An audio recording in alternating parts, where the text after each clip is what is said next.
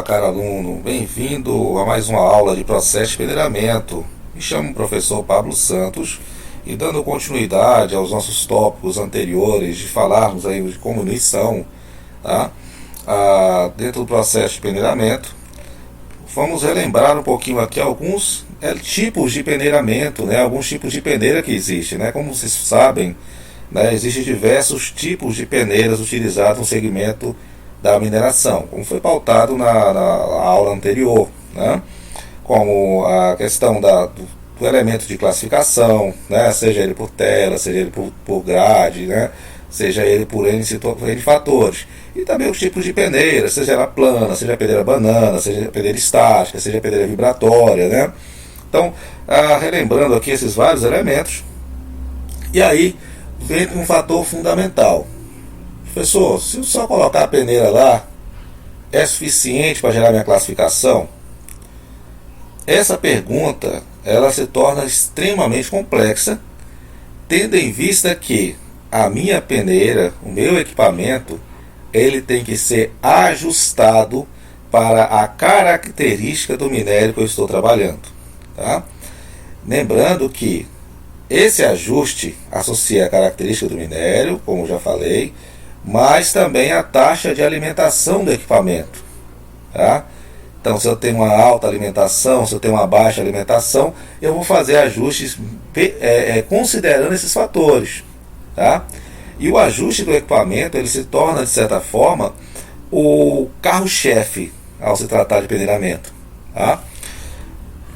Bom, para entendermos melhor esse ajuste, vamos entender um pouquinho o que ocorre aí com o processo de classificação por meio das peneiras diversas, né? Então, a gente tem algumas características de material, como por exemplo, esse tipo de rocha.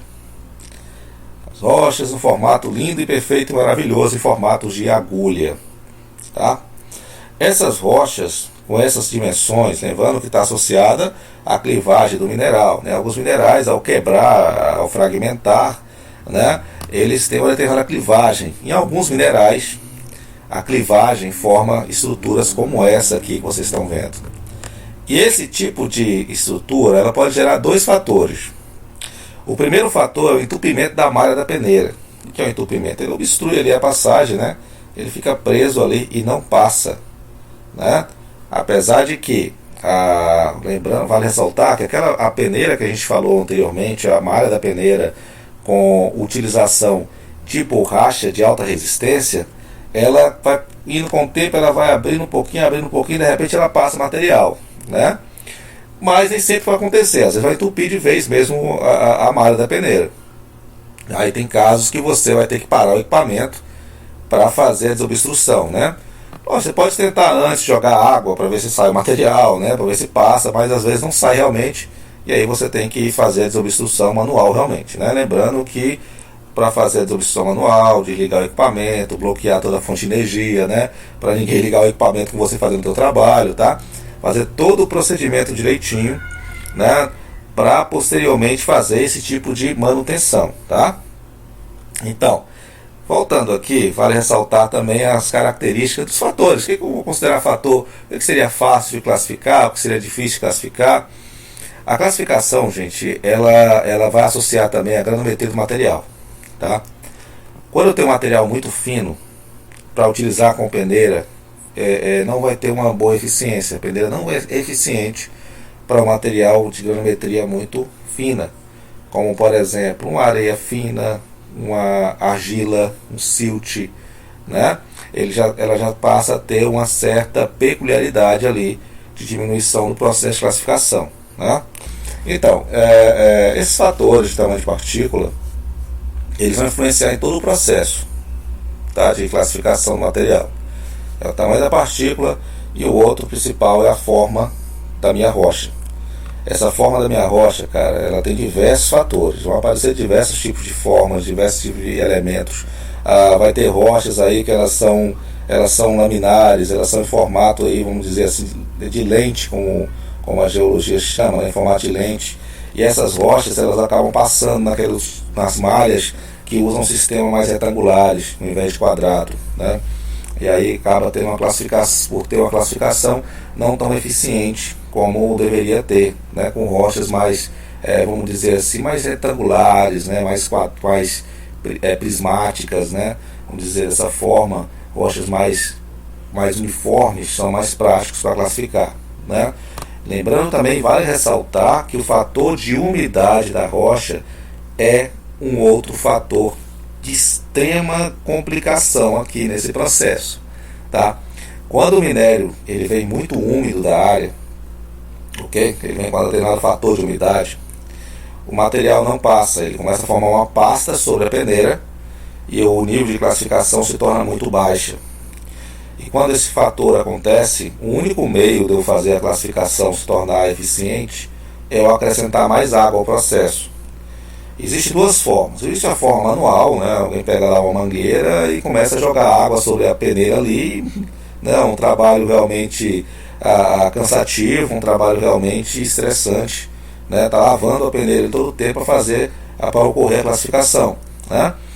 Ou você cria um sistema de desaguamento sobre a peneira, né? Fazendo assim uma peneira desaguadora, que nada mais nada menos é a peneira desaguadora. Por quê? Porque é uma peneira que tem lá um sistema de jatos de água sobre o material, ok?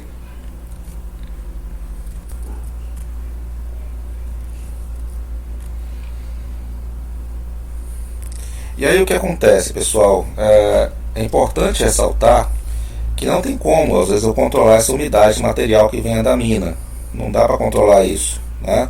O material vai entrar no equipamento, vai entrar na sistema de habilidade, vai entrar na classificação, e o que eu vou ter que fazer nesse trabalho de operação desses equipamentos é justamente achar o ajuste ideal, achar a técnica ideal para a classificação ocorrer da forma perfeita, da forma adequada, ok? Então, a estratificação da rocha também, ela vai depender também de como ela vai estar se comportando sobre a peneira, né?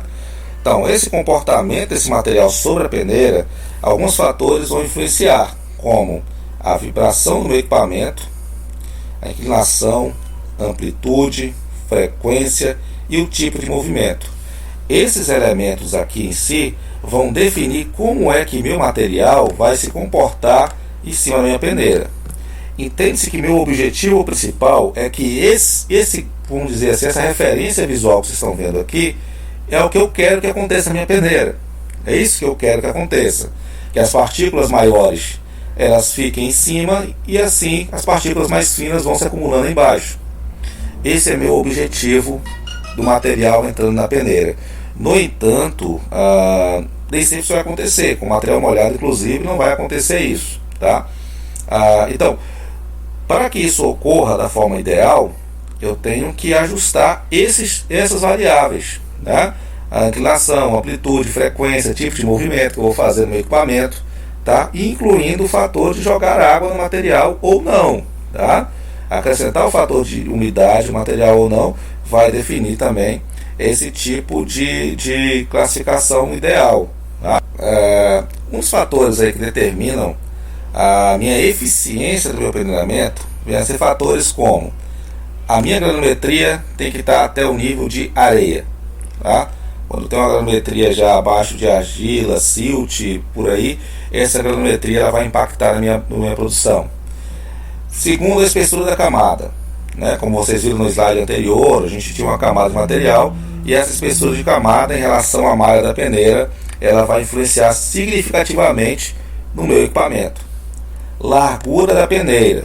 No entanto, a largura da peneira eu tenho que considerar também o meu componente de alimentação no meu equipamento. Como assim um componente de alimentação? Como é que eu vou jogar o material vindo do transportador de correia? Ele vai cair sobre uma calha de alívio e essa calha de alívio ela deve distribuir esse material sobre a peneira. Se a peneira for muito mais larga que a minha alimentação, tá? Eu vou ter um problema na distribuição e isso vai gerar um desgaste unicamente no centro da minha peneira.